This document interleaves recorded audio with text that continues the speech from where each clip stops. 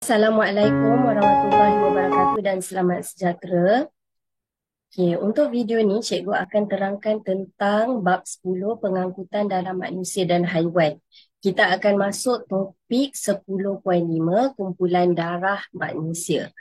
So, dalam topik ni cikgu akan mengajar tentang kumpulan darah ABO. Okey. Kemudian kita akan hubung kait kumpulan darah ABO ni dengan pendermaan darah. Okey.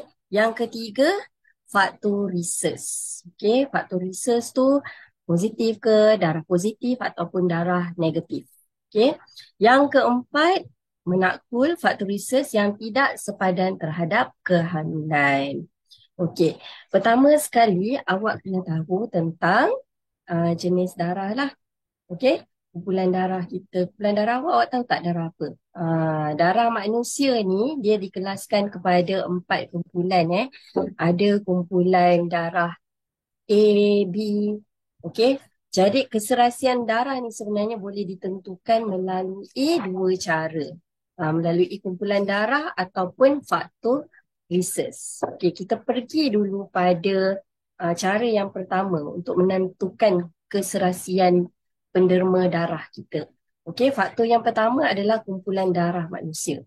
Jadi jenis-jenis kumpulan darah manusia ni ada 4, ada darah A, darah B, darah AB dan juga darah O. So darah ni ditentukan berdasarkan sistem ABO, pengkelasan darah ni. Okay. Yang kedua, kita cuba pula hubung kait antara darah ABO dengan pendermaan darah. Pendermaan dan penerimaan darah adalah berdasarkan kesesuaian kumpulan darah penderma dan juga penerima. Tak boleh dia kena dua-dua, kena serasi. Okey, pemindahan daripada seorang penderma kepada seorang penerima kena ambil kira jenis kumpulan darah penderma dan penerima. Kalau dua-dua penderma dan penerima tak sepadan, sel darah penerima akan mengalami pengaglutinan, okey, iaitu penggumpalan. Okey, dan akan menyebabkan kematian kalau penggumpalan darah ini terjadi.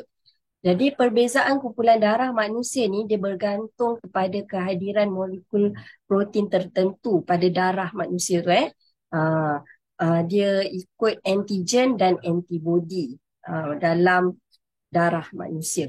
So antigen ni terdapat dalam permukaan eritrosit iaitu sel darah merah. Antibody pula terdapat dalam plasma darah. Yang globulin tu kamu dah belajar sebelum ni. Okay. Antigen ni dia bertindak sebagai pemberi signal. Okay. Antigen yang ni. Dia akan bagi signal jika ada kehadiran unsur-unsur asing. Okay. Dan dia akan menyebabkan tindak balas imun tubuh. Jadi bila antigen detect ada unsur asing, badan akan menghasilkan antibody. Dekat globulin itulah akan hasilkan antibody. Antibody itu dia akan bertindak secara spesifik terhadap antigen tertentu. Sebagai contoh, kalau antigen A, anti-A yang akan bertindak. Kalau antigen B, anti-B yang akan bertindak. Bila antibody dia kesan antigen tu, dia akan bertindak balaslah terhadap eritrosit. Jadi eritrosit tu, sel darah merah tu akan tergumpal. Ini kita sebut sebagai pengaglutinan. Okay. Ini gambar contoh kesan darah penderma yang tak sepadan dengan darah penerima. Yang ini contohlah, kalau sel darah merah ni, antigen ni, dia menghasilkan antibody, jadi akan berlaku penggumpalan darah iaitu pengaglutinan. Dia akan tergumpal darah tu. Okey. Bagaimana pengaglutinan ini boleh berlaku? Kerana penerima mempunyai antibody dalam serum darah. Penerima. Okey, boleh bertindak balas terhadap antigen pada sel darah merah seorang penderma. Okey, antibody daripada penerima. So dia bertindak balas pada antigen penderma. Okey, antibody ni akan melawan antigen yang spesifik. Macam cikgu cakap tadi, antibody A daripada penerima akan melawan antigen A daripada seorang penderma. Maka darah penerima ni akan tergumpal. Okey, pengaglutinan. Okey, jadi penerima boleh mati. Okey, mari kita analisis. Okey, kita hanya ada dua jenis antigen. Antigen ni ada dekat mana? Ada pada eritrosit, sel darah merah. Ada antigen A, ada antigen B.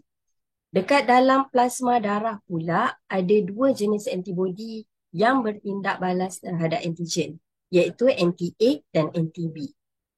Sekali lagi cikgu ingatkan, antibodi ni dia bertindak balas secara spesifik.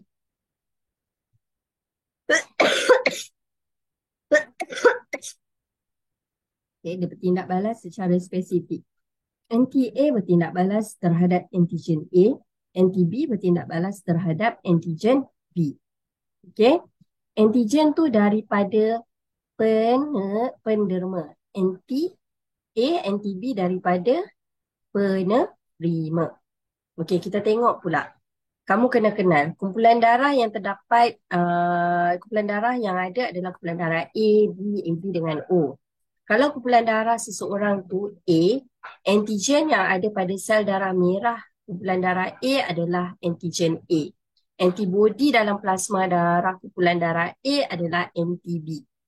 Okey, kalau kumpulan darah B pula, dia ada antigen B, dia mempunyai antibodi anti-A. Kalau kumpulan darah AB, dia ada antigen A dan antigen B, dia tiada antibodi.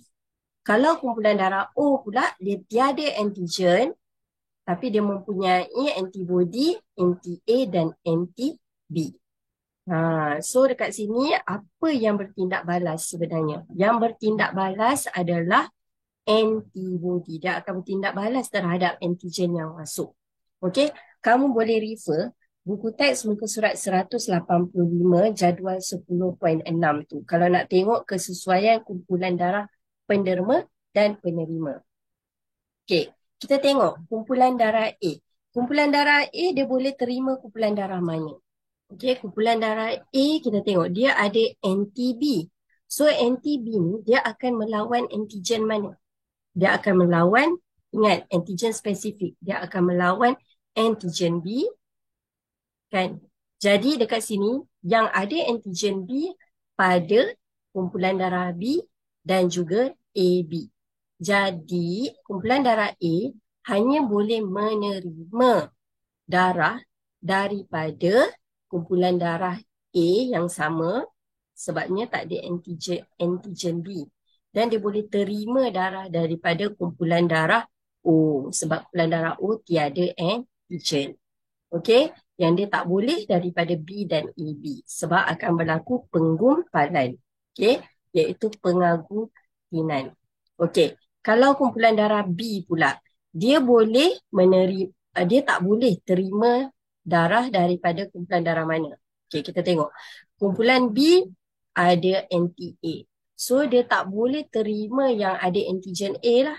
Tak boleh terima daripada kumpulan darah A dan tak boleh terima daripada kumpulan darah AB. Kumpulan darah B hanya boleh terima darah daripada penderma kumpulan darah B dan O sahaja. Okey. Kalau dia boleh, dia kumpulan darah AB pula, kita tengok. Okey, dia tiada antibodi. So dekat sini maksudnya dia tak perlu lawan antigen mana-mana kan? Dia tak akan detect mana-mana antigen. Jadi semua jenis darah boleh derma kepada kumpulan darah AB.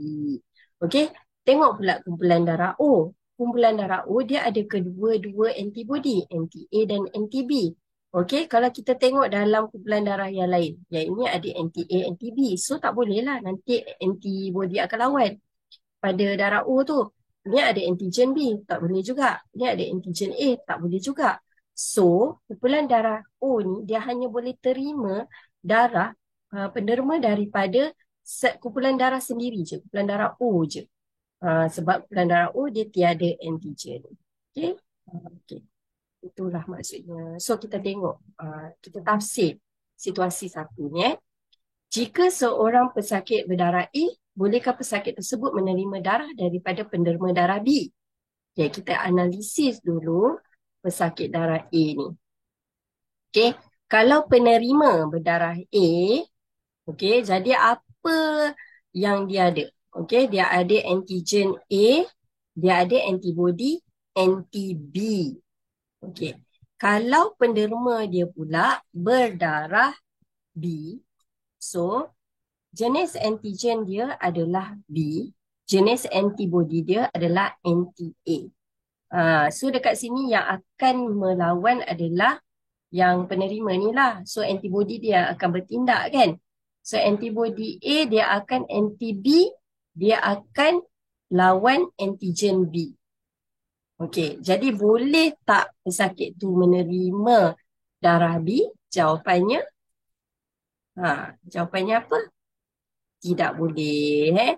Kedua, darah penerima dan penderma tidak serasi. Ini kerana penerima mempunyai anti-B yang akan bertindak dengan antigen B daripada penderma. Jika penerima berdarah A menerima darah penderma yang berdarah B, darah penerima akan tergumpal, mengalami pengaglutinan dan ini boleh menyebabkan kematian. Okey, kita tengok pula pesakit tu dia berdarah A, boleh tak pesakit tersebut menerima darah daripada penerima darah AB? Okey, so penderma dia darah AB. Jadi ada antigen A, ada antigen B. Antibody tiada. Okey, penerima dia darah A. So antigen yang ada antigen A dan antibody anti-B. So tengok daripada penerima dulu. Okey, boleh tak penerima ni menerima darah AB? Kita tengok anti-B ada antigen B. So jawapannya tidak boleh. Kedua-dua darah penerima dan penerima tidak serasi kerana penerima mempunyai anti-B yang akan bertindak dengan antigen B daripada penderma. Jika penerima berdarah A menerima darah penderma yang berdarah AB, darah penerima akan tergumpal mengalami pengaglutinanan dan ini boleh menyebabkan kematian. Okey, situasi 3. Jika seorang pesakit berdarah A, bolehkah pesakit tersebut menerima darah daripada penderma berdarah O? Okey, penerima darah A. So, antigen dia A, antibody anti-B. Kalau O pula, antigen tiada, antibody anti-A dan anti-B. So, anti-B ni dia boleh kesan apa-apa tak? Anti-B ni bila tiada antigen, dia tidak dapat mengesan apa-apa. Okey, jadi boleh terima. Kedua-dua darah penerima dan penderma serasi. Ini kerana darah penderma tidak mempunyai antigen A maupun antigen B. Maka antibody penerima iaitu anti-B tidak dapat mengesan sebarang antigen dari darah penderma. Maka pengumbalan darah tidak berlaku. Okey, seterusnya situasi keempat, jika pesakit berdarah A, bolehkah pesakit tersebut menerima darah daripada penderma darah A? Okey, kalau darah A, antigen A, anti-B. Penderma darah A pun mempunyai antigen A dan anti-B. Okey, dekat sini anti-B, antibody dia anti-B. Antigen dia A. So, antibody dia bertindak balas secara spesifik. Kalau anti-B, dia kena lawan dengan antigen B. Kat sini antigen A. Jadi, dia tak dapat mengesan antigen B. Jadi, bolehlah pesakit tersebut menerima darah. Kedua-dua darah penerima dan penerima serasi kerana tidak mempunyai antigen B. Maka antibody penerima iaitu anti-B tidak dapat kesan antigen B dari darah penderma. Maka penggumpalan darah tidak akan berlaku. Okay. So kalau kat sini, inilah jadual 10.6 daripada buku teks muka surat 185 lah. Okay, kalau kamu perasan dekat sini, darah AB ni, darah O. Tengok dulu darah O. Darah O dia boleh derma darah kepada kumpulan darah. Semua kumpulan darah dia boleh.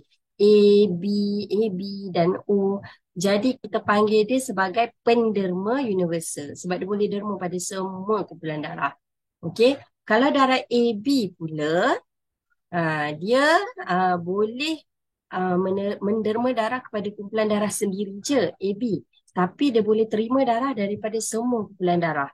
AB, AB dan O. Jadi kita panggil dia sebagai penerima universal. Okey? Yang kedua kita tengok pula faktor reses. Okay? Untuk menentukan keserasian darah penerima dan penerima. Tapi faktor reses ni saya akan explain dalam video yang seterusnya lah. Okay? Supaya video tu tak panjang sangat. Okay, sampai sini saja yang cikgu nak explain tentang keserasian darah mengikut faktor yang pertama iaitu jenis darah. Jenis kumpulan darah. Okey. Assalamualaikum dan selamat sejahtera.